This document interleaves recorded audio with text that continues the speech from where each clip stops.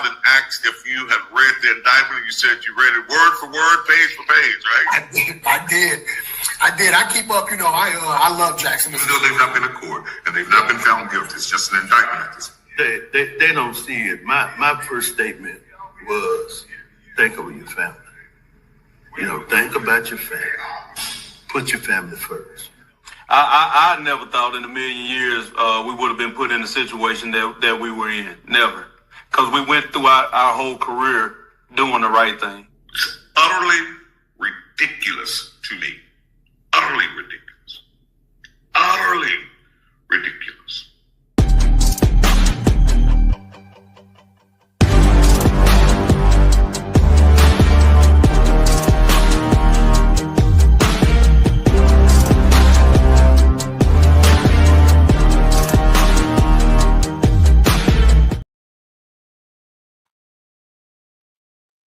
And good evening, everybody. Welcome to tonight's edition of the Othor Cain Show. Happy New Year to you all. Glad to have you here on this cold Tuesday evening. But we are back, brand new shows, and I am excited about being here with you. So thank you for taking time to share with us. Hopefully the audience will grow as we move forward tonight. But we're grateful that you're here.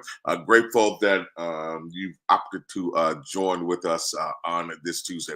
Got a great show lined up for you. We are anticipating a great conversation with Chuck Espy, who is the mayor of Clarksdale, Mississippi. He has opted not to seek re-election, and we'll have a conversation with him coming up in just a little bit. But listen, we have so many exciting things to talk about. Happy New Year to you, Barbara. Glad to have you here with us. We have so many exciting things to share with you about our plans for this year and this season of the show. So we've got lots of good stuff, lots of good stuff, and just a ton of ways how you can be involved with us, how you can support us, how you can be a part of the show as well. So we've got tons of ways, tons of opportunities. We've got some really good stuff to share.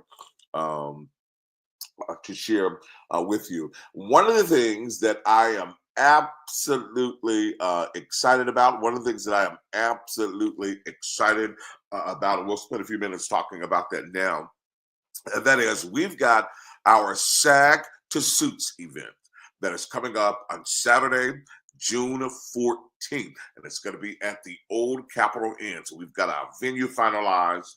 We're going to be at the Old Capitol Inn, downtown Jackson, over on State Street. This is going to be absolutely amazing. It's our SAG to Suits event, and we are extremely excited. We're extremely excited about the feedback that you've given to us, and we're excited about the feedback that is to come. And so we've got ways for you to get involved and support that. And so here's what we are doing in a nutshell.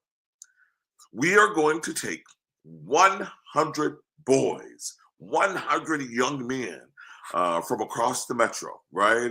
From around the metro, 100 of them. And we're going to put them in suits, right? SAG to Suits event. We're going to put them in suits, right? And not only are we going to put them in suits, but we're going to pair them with an adult male. So we're going to have 100 young men and 100 adult men, right? And we're going to be at the Old Capitol Inn, and we're going to do this mentoring event, which hopefully will lead to a lifetime of change, a lifetime of relationships, right? So I know what a suit did for me.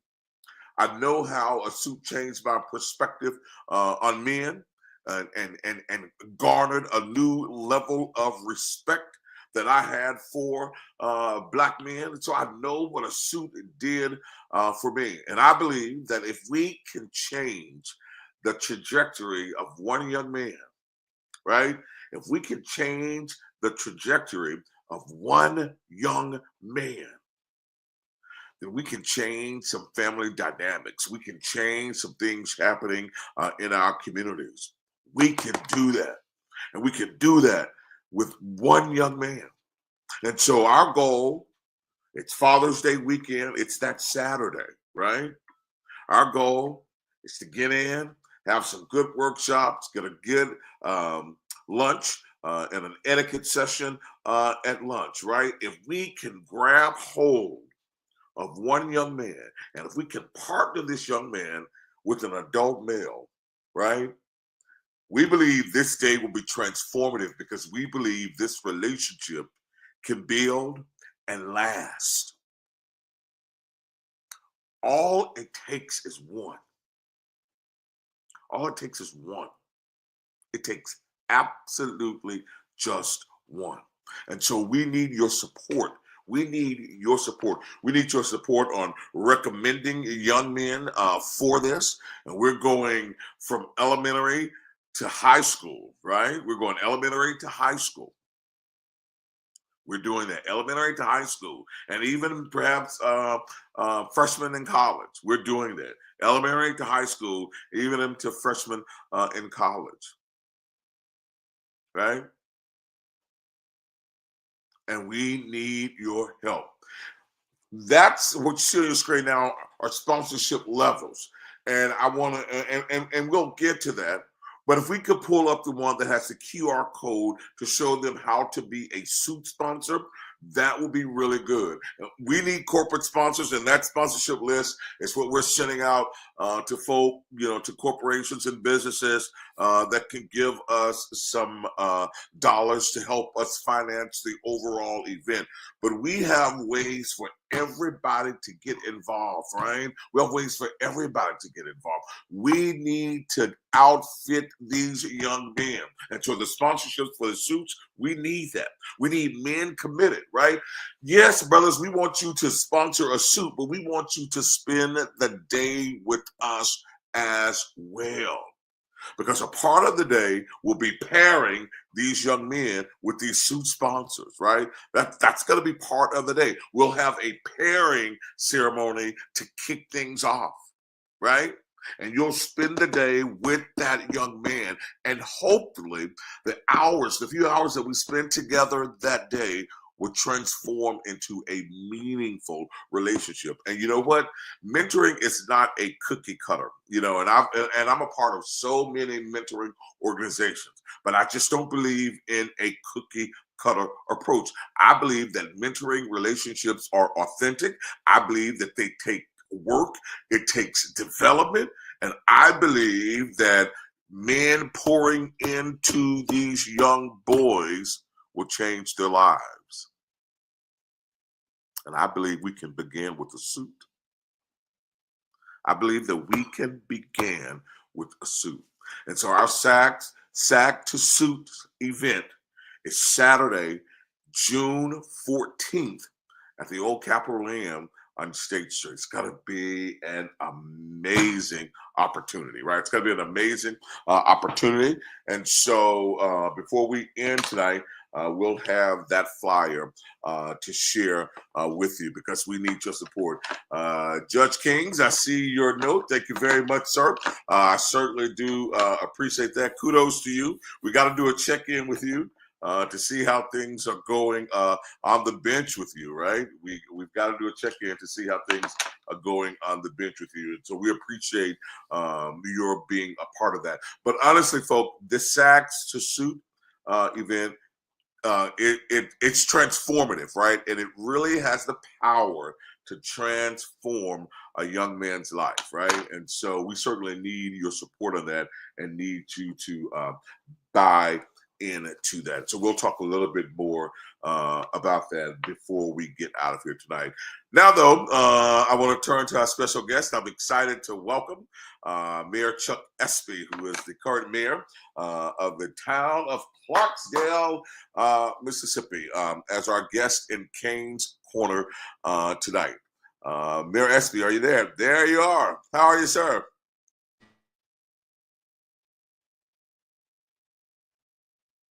Can you hear me, brother?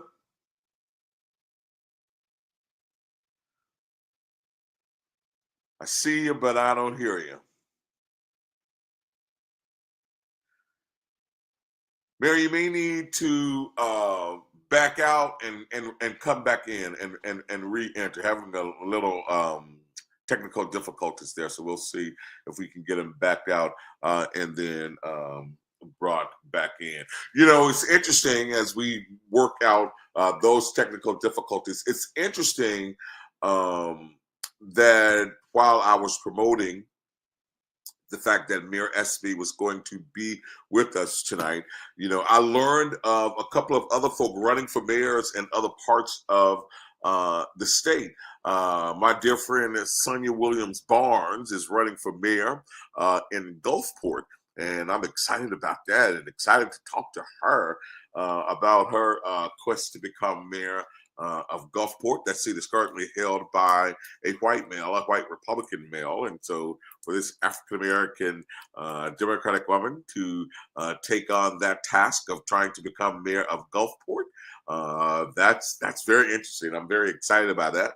And also while promoting Brother Espy being here, I learned that Percy Bland is seeking re-election. I think he was mayor before in Meridian, and then I think maybe he lost, or he either lost or didn't seek another term. I can't remember, but he is running again to become mayor again over in Meridian, Mississippi. So I'm excited to know that as well. And so our goal this year, if you've not heard, our goal this year is to ensure that the Othor Cain Show is statewide.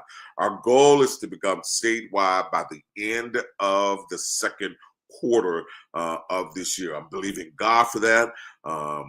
I certainly hope that you will join us in our quest to become a statewide show. That's our goal, to become a statewide show. And so I know it's a legislative session. I know there are lots of receptions on Tuesdays and Thursdays that we'll be competing with. But we've got to bite the bullet. We've got to hammer down. We've got to stay focused. You know, we've got to drive this thing home. We've got to do that. And again, our goal is to become statewide by the end of the second quarter. And I believe that we can do it, right? I envision being able to have somebody in every corner of the state being able to act as reporters and call in and we cover stories all across this state. Here's what I know. Here's what I know, and it is our desire and our quest to change this. Here's what I know for sure. There is not a medium in the African American community that covers the entire state, that canvasses the entire state. Fragmented in sections, yes. You know, and like even for us, we've primarily focused mainly on central Mississippi, but not statewide. And so the goal is to ensure that we are all across the state by the end of the second quarter. I see Mayor Espy there. Let's see. Sounds like he can hear me as well. Yeah, man. Hey, had some technical difficulties with the Wi-Fi. I understand, brother. I understand. Happy New Year to you, my friend. Happy New Year. It's always good to see you, my friend. Man, it's great to see you, man. It's even better to have an opportunity to sit and to chat with you. And so, man, I wanna just dive right into this thing. I want to dive right into it. So, you know, prior to becoming mayor of Clarksdale, you spent some time at the Capitol. And I didn't really realize that you spent nearly 16 years at the Capitol, man. So were you like the youngest person at the Capitol at the time? You're not even 50 years old now. So were you like 13 when you were at the Capitol? Hey, that's funny, man. Listen, I remember that time I was 23 years old. 23. Uh-oh, we lost you. You know, That was a big deal, man. To go down there. So you were 23. You To were go one of the down. youngest, if not the youngest, huh? That's right. That's right, man. I think Clayton Henderson was the youngest from Tunica County. Okay. I think he got me by 1 year. Wow. Man, talk to me about being 23 years old at the state capitol, brother. Talk to me about that experience. Well, let me say this. I came behind a very interesting figure in Mississippi, Dr. Aaron E. Henry. And he was the state representative as I was growing up in his church, Haven United Methodist Church. And to see him talk about those issues and to be such a civil rights icon and to watch him pass, the torch was needed to be passed in District 26. And the people of that church said, Chuck, you fit the mold. You talk the talk, and we need some new energy. And so I went down there with the spirit and the legacy of Dr. Aaron E. Henry in mind. And so I had some big shoes to fill. Yeah. And coming behind Mike Espy and my dad, Henry Espy, and Tom Espy, the Espy legacy sometimes is hard to live up to those standards. So I was constantly, I couldn't enjoy the moment, and in which I wish I could go back to my younger self and say, embrace the moment. But you remember, we first came into a very controversial scenario when I was at that Capitol, when Ronnie Musgrove had to be elected by the House of Representatives. Yes. And so it was a very interesting moment. So the speaker called me into the office, and I said, I didn't know if I was going to vote for Ronnie Musgrove. And they said, what? And Charlie Capps, chairman of appropriation, was shocked with Tim Ford.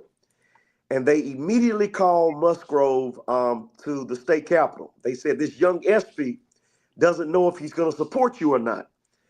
And Ronnie Musgrove walked into the room, and I said, Governor, and he wasn't the governor at the time. I said, Governor, I said, you told me on the campaign trail that you may not need the younger Espy to support you. You had all of the other Espys. And he said he may not need me. And so he turned red in the face in front of Tim Ford and Charlie Capps, and he apologized, and he said, Espy, I need you now. Wow. And I'll never forget that moment. I had the governor asking me for help. And, I was going to just make him sweat for a minute and try to get something out of the district for the district. But he actually asked me for his help, and I voted for him, and he became governor of the state of Mississippi.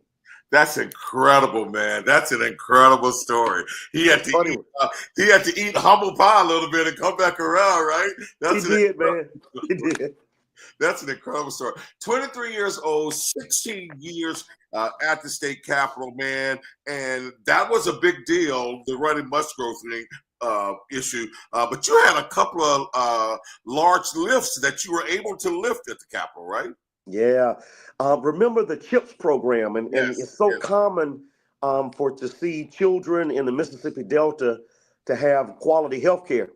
But during that time, when I first came to the Capitol, the Children's Health Insurance Program, commonly known as CHIP, was not predominantly enforced throughout the entire Delta.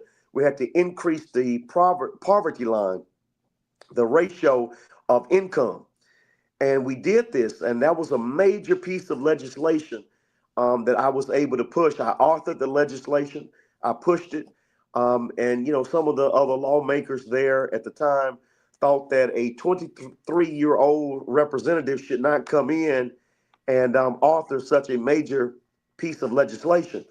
But the help of Linda Coleman, Francis Fredericks, Ed Blackman, so many people were able to help out. And we actually passed the bill, and many, many children had access to quality health care. So that was one of my bigger moments.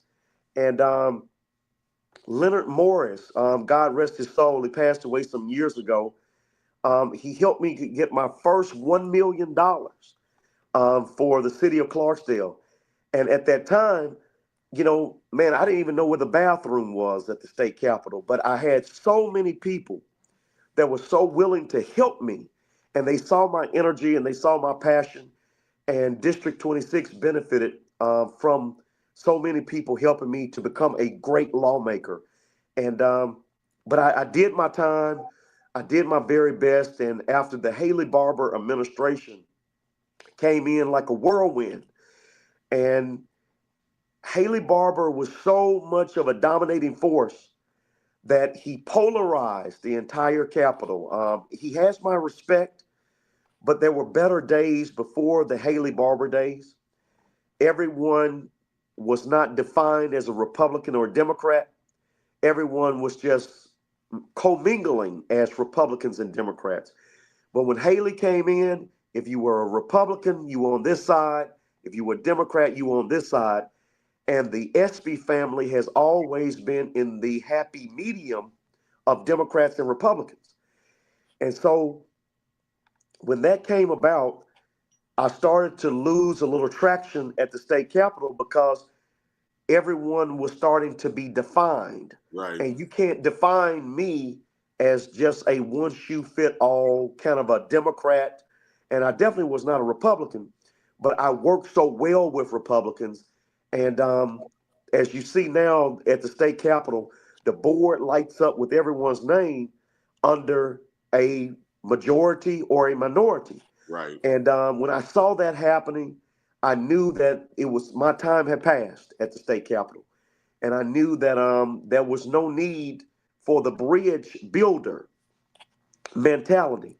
And so I started to set my eyes back on my community that needed a lot of help. And but thank God that I served at that state capitol with so many people. And I'm talking about Tim Ford. He's passed away, but those type of people allowed me to grow and to be defined as not Mike Espy's nephew or Henry Espy's son. I began to have my own identity at that state capitol, but the thrust of my education came from that place, and I'm very thankful. Let me tell you something, man. You said sometimes it's hard to live up to that Espy expectation or feel those Espy shoes. But brother, you did quite well at that Capitol, right? I appreciate it. You did extremely, extremely well. It's funny because I think that I interviewed you 1,000 times while you were at the Capitol. I never knew this was your exit story, until now. And that is absolutely amazing. And it's extremely smart to me, right?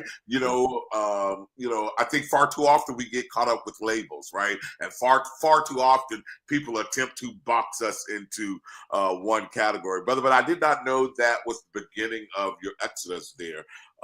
That's a remarkable story. But trust me, you lived up to the name and you fulfilled all of the Espy's expectations. And so from 16 years at the state capitol, you set your sights going back home and taking on a job that your dad had done for quite some time and quite well. Talk about fulfilling expectations. Yeah, well, we made a little history here in Clarksdale. My father served for over 30 plus years here in the city of Clarksdale, and we made history. And I didn't know this until after I got elected, that we were the first father and son to ever be mayor in this city. And so that was a little historical moment. But let me share with you, and I love to tell these type of stories because, I hope someone can learn from them and grow. I used to sit back in the chamber, and I used to watch my dad in the center seat as mayor of the city. And I used to tell him, Dad, you could have done this, and you could have done that. You could have said this, or you could have done this. And man, I was so critical of my dad because I wanted to get it right for the people of Clarksdale. And he used to sit back and he was very patient with me. And he would just say, son, it's a different story when you're in that center seat. And I said, no, Dad, no, I know what the people want. And we would have these robust debates after Monday board meeting. And I didn't know that he was actually helping me to grow as a politician. And man, lo and behold, when I became mayor and had to sit in that center seat, it's a tough job, a very tough job. And I had And to you take, thought about how wrong you were in terms of the advice you had given your dad, right? man, he said, how do you feel now? He said, all of the decisions you have to make. I said, Dad, I was way too hard on you. I said, man, I love you because I know I was putting pressure on you that you didn't have to have. And I said, Dad, this is the toughest job I've ever had in my life. Wow. Wow. Listen, speaking of sitting in that center seat, when you came on board as mayor, y'all had some ring-dang doodles of meetings, right? Look, I thought the ruckus in Jackson was bad.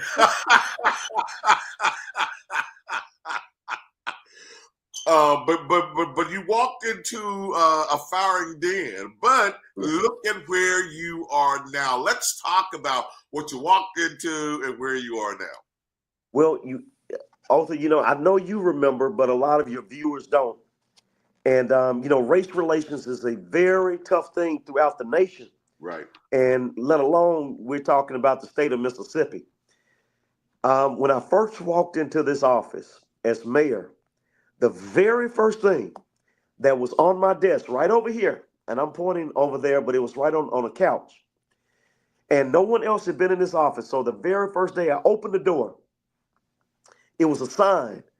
It was a sign on the couch that said, "Vote white," on my couch. Wow. And I'd never seen anything like that before. And, I never experienced someone leaving something to send you a message. And, it was a very contested election.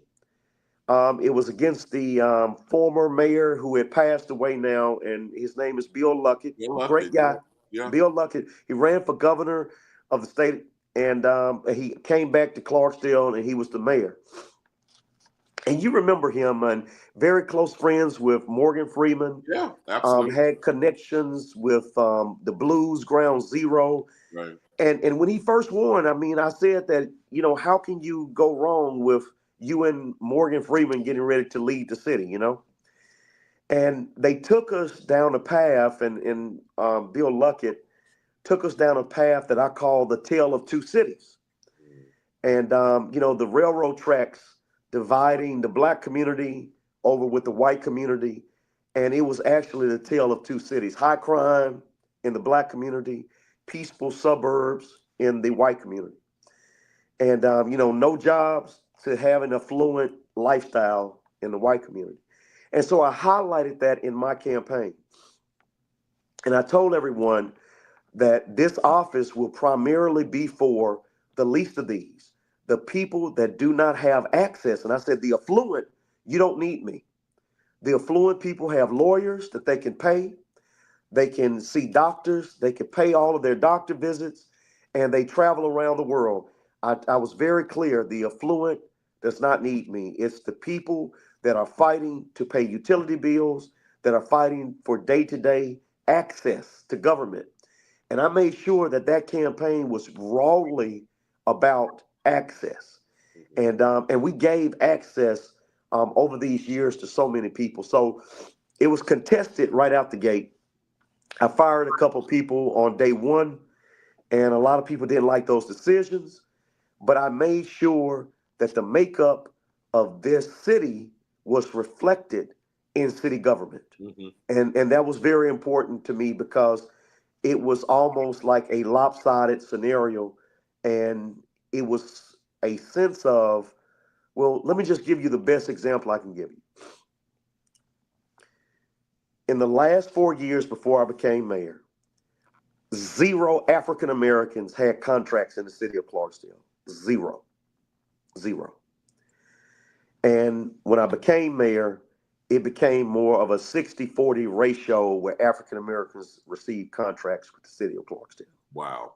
So that tells you what we were up against and what was happening. So imagine city government, no African Americans were at the table. 0. And we made it 60-40 when we took off. Okay, so here's what I don't know. Here's what I don't know. So I know your dad was the mayor there, but here's what I don't know. Are you the only second African-American mayor in Clarksdale? You're the only second one. Yes. Your dad was mayor from when to when? Oh, God, Othor, I don't want to give you the exact year. Gosh, he was a city commissioner for a long time. And if I have this correct, it was the 1989. Like, was it like 89 when he left? Oh, no. It was all the way. He lost to an individual by the name of Richard Webster. And then they went backwards and forward. And I think Dad's last time was 2012. Oh, wow. Okay. Yeah, he was, his last day in office was June of 2012. Wow. And then Bill Luckett took over. Second African-American mayor of Clarksdale, with the first being your dad. Yes. Wow. Yeah. Now that I did not know. That piece of history I did not know. And so you took office in 17 there, Correct. right? You took office in 17, and in 2017, not one African-American had a contract with the city. 0. In 2017. 0. Wow. 0. Wow. 0. And that's unfortunate. That is a sad state of what's happening in so many areas throughout the Delta. And the sad part is that we had to actually have training for some African Americans to be prepared to get the contract, because so many of our vendors were not prepared. So we actually had to have some clinics, tutorials, and to help them to get their license or their bonding. And that's a sad state of where we were in 2017. That's so interesting, man. That's so interesting to me. You talk about training and helping. It's 2025, and I am working on putting an event just like that together for Hinds County today. Wow. There are several factors, some just not knowing how and not having the capacity, and others just being blocked, left out, and just gave up and never tried to get, the things that they need. So remember this, and this is why I'm not hard or critical on our people. If you just look back in history and, just go back 200 years, just look at the historical numbers. You had white, affluent leadership. They had generations of doctors and lawyers, generations, 4th, 5th generations of doctors and lawyers today. Right. In the African American community, we're just now in the 2nd generation of having the ability to have the affluent nature of doctors, lawyers, accountants. And so if you're talking about, if this was a race, 100-meter race, well, 100 years ago, let's say that was the marker, where it sounds like that they got an 80-meter head start. Yep. And so, and this is why I'm so helpful to our people, because we're playing catch up, and we're getting there though. We're getting there. So and I'm with you 100%. Not to blame, right, but to help, That's right? That's right. Not to blame, because when you really look at it, 200-something years ago is not that far off, right? And because we are always in catch-up mode, right?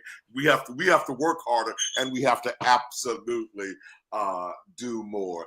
Let's talk about let's talk about some of your accomplishments in Clarksdale, right? So one big thing is you reset the tone. You recreated the vibe of these meetings. How did you go about going from extremely contentious meetings to meetings now that are harmonious? Well, I used the Tim Ford method, who was the Speaker of the House of Representatives. He would always tell me in the chamber that even the ones, I said, Tim, how do you take so many people wanting to talk and wanting to say something? And he said, even the Don Quixotes of the world have a right to speak. And so using that philosophy, I did not fight commissioners. I wanted them to have their voice represented. And so I gave everyone an opportunity to speak. It's technically their meeting. Mm-hmm. And at the end of the day, I'm only there to facilitate. And so over the last 7.5 years, my relationship with our commissioners has been very peaceful because I know that they represent the constituency base just like I do. So I respect their opinions. Sometimes we disagree, but at the majority of the times, if you give everyone an opportunity to say their piece and to respect their opinions, they will respect you at the end of the day. And that's how I've been able to lead, and we've had a peaceful environment. That's good stuff, man. That's absolutely good stuff. Well, I know one of the other things that you're very, very, very, very proud of is that you got your budget under control, right? when you leave office, the next mayor does not have to come in and worry about being in a deficit, right? Talk to me about that. Absolutely. When I first walked into city government, the reserve funds were very low for a city our size. And I knew that I had to make sure that I needed to increase services, but not to raise any taxes. So over 7.5 years, I never raised a tax on the people of Clarksdale. And at the end of the day, I did more with less. And so I went after more grants. I'm very thankful that Senator Wicker's office, an individual came out of Senator Wicker's office to work on my team. And her name is Millicent Dixon. And she is a powerhouse. She was able to go after millions of dollars worth of grants. And just about every grant, I would say probably 95% of the grants that we went after, we received it. That's awesome. We worked out of Congressman Thompson's office. We got the assistance that we needed. So on day one, I wasn't at City Hall looking for the bathroom. I knew exactly what needed to be done, and I knew how to cut my budget, and I knew how to generate additional dollars for the city. So as the next mayor gets ready to come into this great city, they're going to have a robust general fund, a reserve fund, and if they manage it well, it's some tough times that is probably going to come in the next year. If they do great stewardship, and if they trust the department heads, and if everyone stays, so remember this, Othor, on day one, I would not allow anyone to write a check without seeing me if it was over $200. Really? Because the spending had just run aground, overtime had run aground. So I had to micromanage right out the gate. Now, a lot of people did not like that when I walked in the door, but it was a way to get control of that budget. Right. And it made me have to work 16-hour days, but I didn't care because I had a point that I was trying to prove. Absolutely. Absolutely. Absolutely. What has been your biggest challenge in the office of mayor? That's really interesting. I hate to say it, race relations is still the challenge. Really? It is still the challenge. Even when you have the majority of the board, I don't know if this is the post-Donald Trump era. Some people are built maybe just to distract you and to destroy. And we had a lot of people during the last 5 years, and their entire mission was to just seek and destroy, delay, stop, try to stall, lie. And it was unbelievable. It was very taxing, very tiring to see a group of people to actually want to stop progress for a city. They were shooting themselves in their own foot. And it was unbelievable to watch this happen. Um, but I don't know, maybe I was too much of the warrior. I was too much of the fighter for them. And they may be used to a mayor that was not as opinionated as me.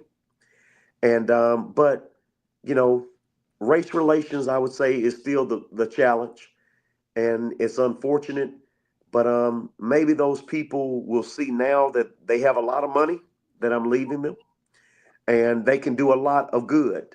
And but I hope they give the next mayor a fair shake, and to really be open minded, because we had a lot of people sabotaging projects that we were doing, just in the sake of just stall, delay to try to throw him off. And it's that's a sad report, but it's the truth. Right, It's the right, truth. right.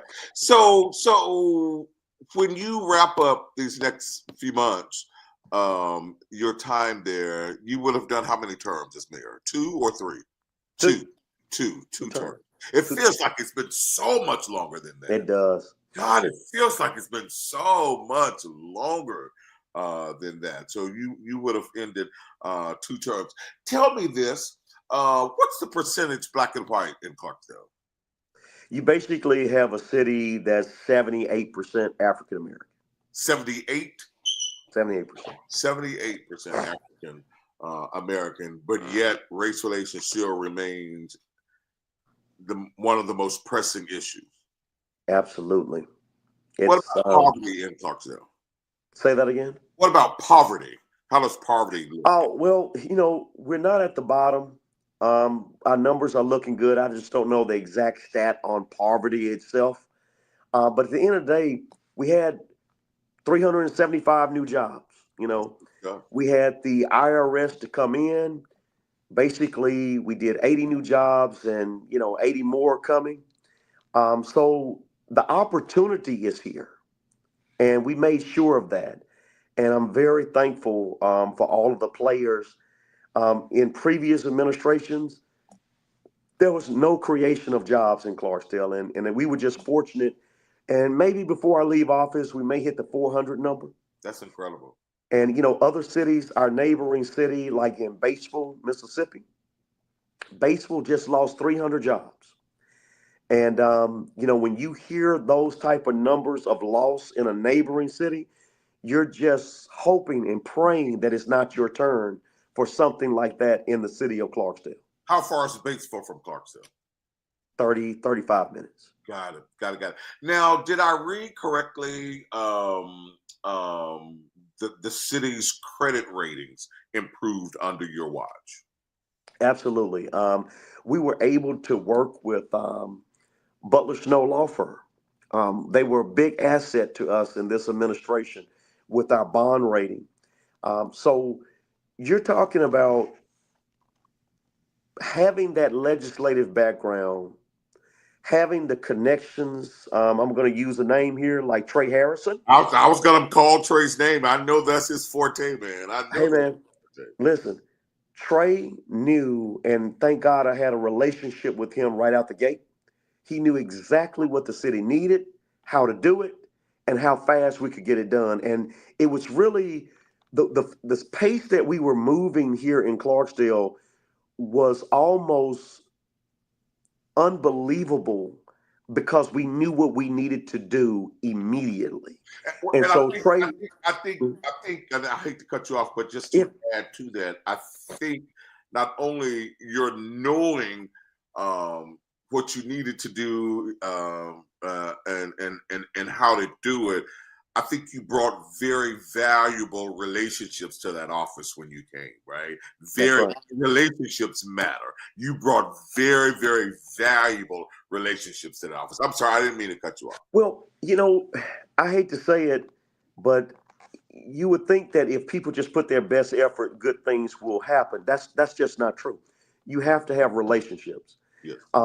The people at the Mississippi Development Authority, having their number on speed dial, having the governor, having the lieutenant governor, knowing the legislative process, and I'm not sure how many mayors really understand how there is a symphony that happens with municipalities and what happens at the state capitol and how you can get assistance. And Mississippi Development Authority was a big asset to the city of Clarksdale, and it was because I knew the people there as I left the Capitol. So, it's just really, I hate to say it, it is about relationships, but you have to have a plan and you have to go to work. And Absolutely. We went to work. Absolutely. So relationships are important, but you're absolutely right. You got to have a vision, you got to have a plan, and you got to know how to implement the plan. So, man, that's wow, that's good stuff, man. That's good stuff. Wow, man, you're not even 50 years old, and I'm getting close. You're not even 50, brother. You're walking away from all this. You're going on to the retirement horizon, man. Come on, man. Retirement. Oh my goodness. 50 years old, man. Come on, man. You can't do that. No, I'm not retiring, man. I'm definitely not retiring. But Othor, look, let me say this to you, man. Knowing people like you and being able to serve, I watched so many political people over my history. And, we have to be careful as African-American leaders. And the spotlight is always on us. Always on. Always. And, I'm going to tell you the truth. I'm not saying it to say it, but I'm trying to make a very good point for all of the young Black leaders that are coming. You can't be in public and coming out driving and drinking and driving. You cannot have a history of trying to have relationships with so many people and putting your business out in the street. There are so many people that are watching and trying to find out what the next Chuck Espy is not doing right. If he's doing something wrong, they're recording my conversations. They're tracking me where I go. I had a person the other day, they saw that I was selling one of my rental properties. And the biggest rumor that came, they said Chuck Espy's leaving Clarksdale. Oh my God. So Othor, what I'm trying to say, we have to be really, really careful. Right. And we have to be on point. At all times. At all times. And I encourage so many people that are running for office and offering themselves. I'm not saying that you're not human, but you have to be professional at all times. And Absolutely. that's the only way that you can survive as long as I've survived. And thank God that I have survived this long. I absolutely agree, man. I absolutely agree. Let me just tell you this: since you're not riding the wave into retirement, you do have until the end of this month to move to Jackson and qualify to run for mayor in Jackson. Oh man. Hey man, Jackson is, man, I've been watching Hinds County as a whole, and all of my family's there, and I'm there just about every week. Right. And man, I just, my heart hurts, man, when I see so many friends and so many issues that are happening. Right. And God knows, man, I love every one of those guys, and I'm not going to call their names, but right. And you know how close I've been to a lot of these guys. Absolutely. And man, my heart just goes out to them. and I wish them the best, man. And remember, I've come from a background where my father and my uncle, they were indicted. Right. And that taught me some valuable lessons. Right. Some valuable lessons. And thank God, they were exonerated on all charges. And I really hope that that's the same that will happen to all of these other black leaders, that they're exonerated. And I wish them the best, man. God knows I wish them the best. Absolutely. Chuck, how were you really able to stay above the fray? How have you been able to maintain and do that? Well, I'm gonna always tell you the truth and be very honest, because I know that people are listening and someone may take the lesson. When my father was indicted and he was completely exonerated, I watched the prosecutor. I mean, the individuals that were coming out of D.C. And man, the guy was in the bathroom. He was on his phone and he said, "My mission is to crush these guys financially and destroy their name." And he said this. He said this on a phone call in the bathroom in Oxford, Mississippi. I'll never forget it. And the judge came back and said that my dad, they threw all of the charges out. And the guy said, that my whole case is gone. But their mission was to cripple you financially and to destroy your name.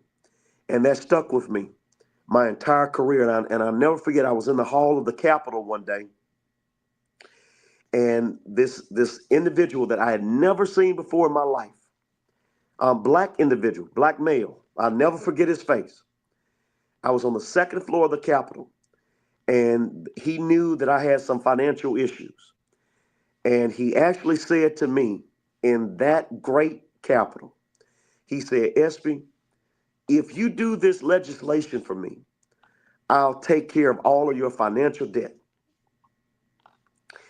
And Othor, in that moment, I leaned into him and I said, "There is nothing that you can do for me financially when it comes down to me introducing legislation.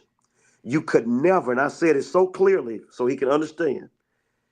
"For the record," I said, "there is not one penny that you could give me other than the paycheck that the people pay me to do anything at this state capitol." And I said, "That is the wrong thing to say to me." And Othor, I was still in that capitol for the next 4 years, and I never saw that guy again. Wow. Never saw him again. Wow. Never saw him. And it's easy to Monday morning quarterback. I get all. That's right. But here's what I do know. I do know, as elected officials, you are human, right? And you want some degree of privacy, and you want to be able to, live your life. You just got to figure out how to do all of that within the confinements of maintaining a decent office, right? You got to be able to live. You got to be able to support your families, right? So I get it. It can be tough and lonely staying above the fray. It can be a tough and lonely. And you know how you do it? You get up every morning. I start my morning out at about 5:15 every morning. I pray. I get up. I go to work. I work hard. We have our funeral home business, and I have politics. And, sometimes I dabble in a little real estate here and there. And you know what I do? I work hard, and I live within my means. That's what I do. So I don't pretend to be something I'm not. I'm Chuck. And I live within my means, and that's what keeps me balanced every single day. That's good stuff, man. Good stuff. Any regrets at all? Having been in public office all of these years, any regrets?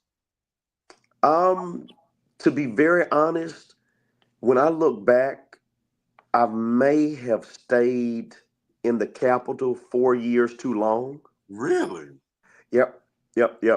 When I'm a firm believer. When you do not have more to offer, and you sit in the chair and you start sipping on coffee, you need to leave. You need to leave. And so I was caught in the middle of transitioning, and I didn't know what I was really looking at that time. And I stayed at the Capitol 4 years too long, and it's a shelf life, okay? And my shelf life was probably 12 years at the Capitol. And just like I've served the people for 8 years here as mayor of the city of Clarksdale, when you have given all that you can give, and when you leave it all on the table, it's time for someone else in this marathon. You pass it, and you hope they run just as hard as you did. And so I'm going to say this: I'm not for term limits. I'm not for that, but I think we all have to be mindful that once you have given your very, very best, you should not sit in the office and hold the seat just because you're interested in your ego or a title. You need to move on. Wow. Those are words of wisdom, brother. You know, as you was talking, I was thinking, man, he speaks like an old soul, but he's so young, but he speaks like an old soul, man. And you've always been that way, right? This is nothing new. You've always been this way, brother. You've always been this way. Man, you know, I don't profess to be a biblical scholar, but I will say to you, well done.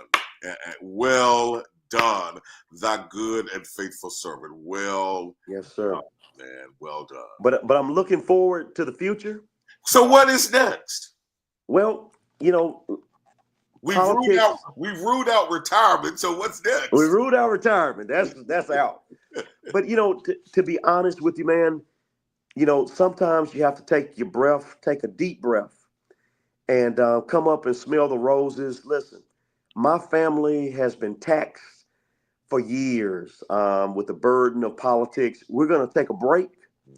We're going to take a moment, maybe about 6 months, regroup. I'm going to check on my family. I'm going to make sure my kids are good. I'm going to make sure my wife is good. I'm talking about mentally and physically. Yes. And make sure that there's a wellness check in our home. Yeah. And regroup. You know, I have kids. I have daughters are in law school right now. Wow. And I'm going to check on them, spend a little time in Baton Rouge. One is in Baton Rouge at Southern University at my old alma mater. Right? Yeah. That's right. She's in law school there. And we're going to take a little time to smell the roses. But, Othor, I'm going to be honest with you. Serving is just in my blood. Yeah. It's in my blood, and I love to serve the people. I love to help. I'm thankful for the people allowing me to serve. But I have a feeling the best is yet to come. I love it. I love it. I absolutely love it. I absolutely love it. Well, man, listen, you've served well, right?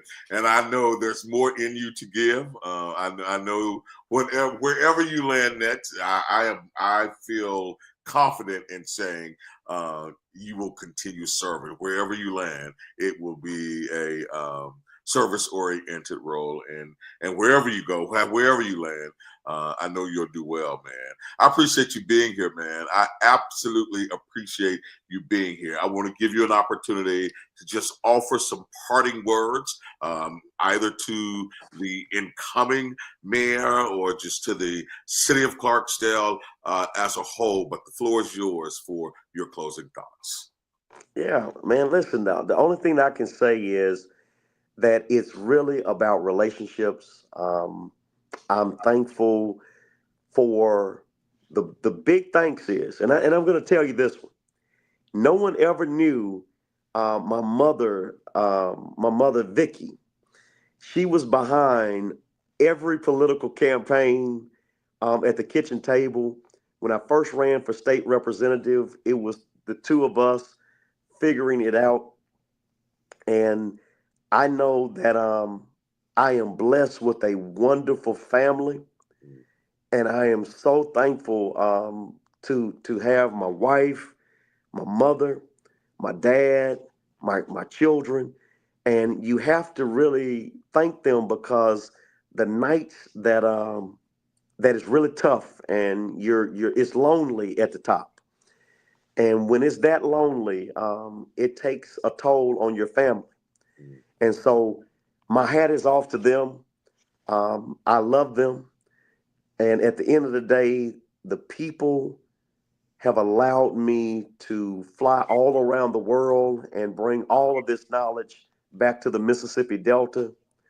And man, I am just elated. But I'm going to take a breath. I'm going to relax for about 6 months. And then we're going to probably come back and revisit some level of service to the people of Mississippi. But man, I just want to tell everyone thank you. And I'm proud of what we have done. And I'm proud of serving people. And hopefully I can continue to serve in some capacity in the near future. And you've served well, man. Thank you very much. I appreciate you. Kudos to you, my brother. Kudos to you. Thank you for being here. That's the Honorable Mayor Chuck Espy, Mayor of Clarksdale, Mississippi, who opted not to seek re-election, taking a well-deserved break, spending some time with his family and doing a wellness check, as he acknowledged, for himself and his family. That's good stuff, man. That's good stuff. You know, I think what really makes me proud, as we prepare to wrap up, what really makes me proud about the likes of a Chuck Espy is that he is young, right?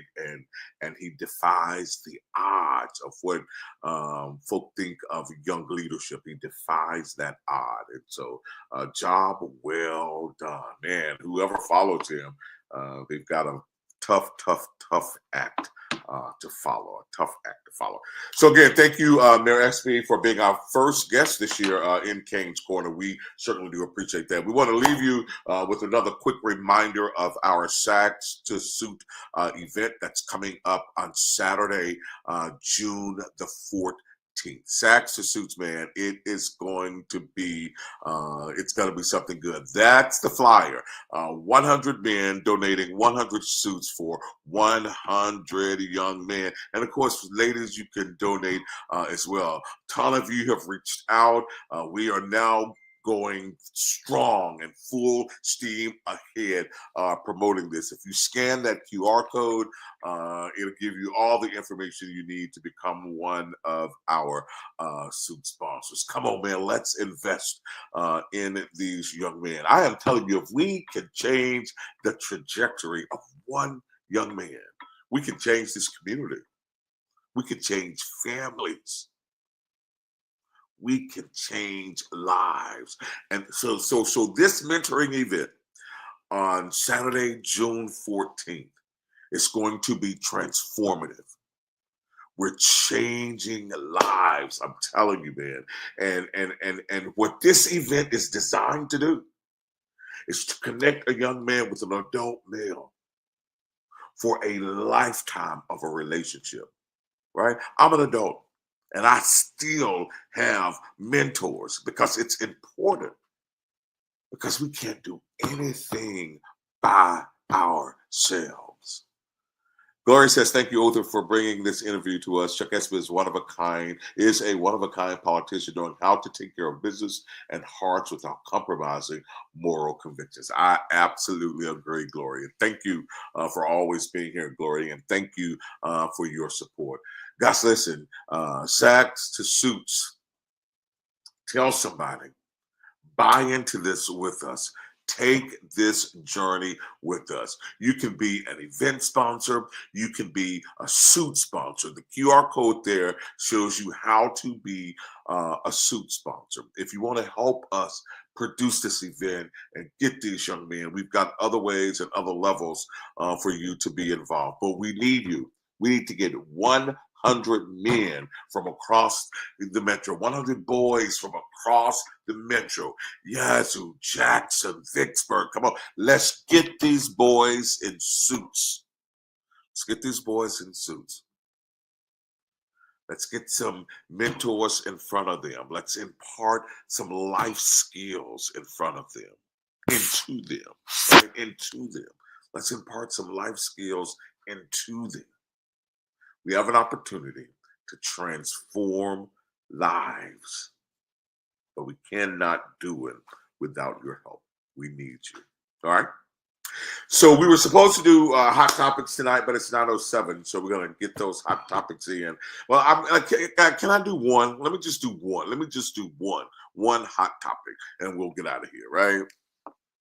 The level of disrespect that senator out of Nebraska's, her husband, showed to Vice President Harris on January the 6th was utterly disgusting. You can say what you want. You can believe these pundits all you want. This election was never about the economy. It was never about the high prices of your groceries. It was not about the economy. It was not about her policies. It was about hate. It was about bigotry. It was about racism. And it was about them wanting to be in absolute control. That's what this race was about. And I am telling you, these next 4 years are going to be hell. Do you realize that we've practically forgotten what happened January the 6th? But I bet you if people of color had rioted that Capitol like those people did, we would still be talking about it. I think we got a clip of the utter disrespect that this Bruce guy extended to Vice President Harris. If we got that clip, let's play that now before we get out of here.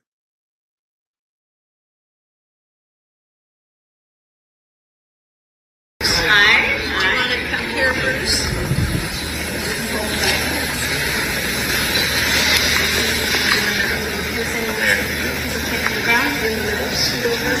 No, yeah, we're white. Don't worry. Okay. Do you solemnly swear to support and defend the Constitution of the United States? Congratulations. Thank you so much for your work. Thank you. Congratulations to you. Thank you. Okay, sure. Okay.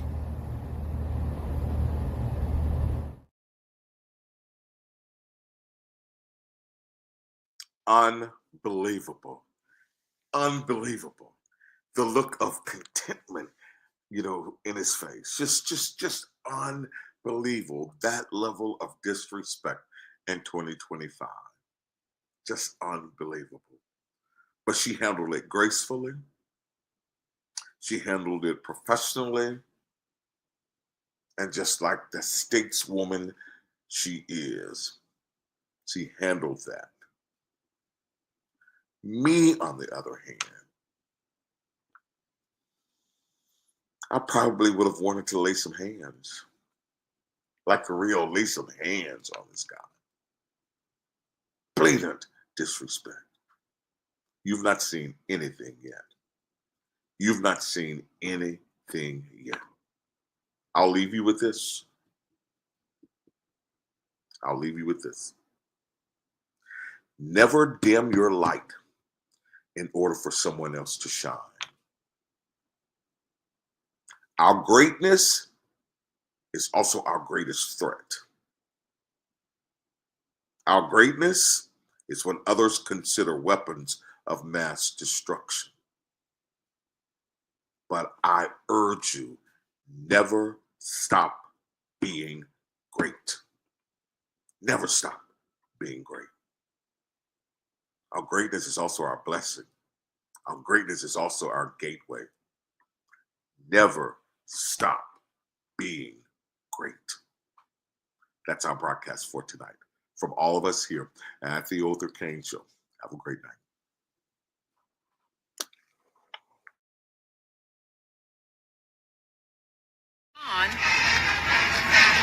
I think you hear them coming through. This is the Jackson State University Marching Band. They performed in the halftime show at the Super Bowl last year under the direction of Roderick Little. Yeah, known as the Sonic Boom of the South, this band is filled with unmatched sportsmanship and a unique blend of pageantry and funk. And they are loud coming in here. Gotta bring that funk. Let's enjoy for a second.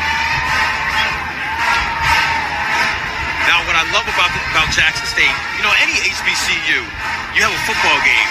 A lot of the fans don't go to watch the football game. They go to see the halftime performance. And this is an example of what you see when you go to a historically black college and university.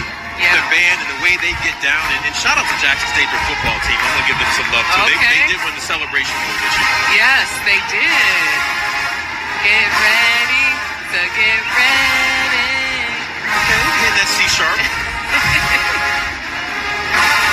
Oh, man, they're having a great time out there.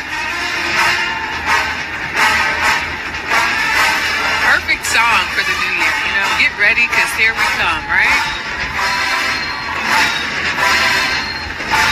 Let's take a moment to enjoy.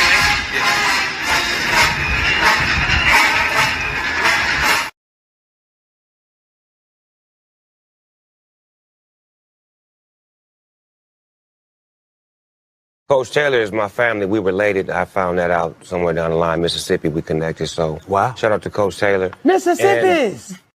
Man, shout out to Coach T.C. Taylor, man. And not a lot of attention needs to be or is on this topic when it should be. Man, Jackson State has been 18-6 since the departure of Prime. But this year alone, they're 11-2 and 8-0 in conference play. To be able to still keep the trajectory of that program going up, man, I tip my hat to you, Coach Taylor, man. Appreciate it. I totally agree with you.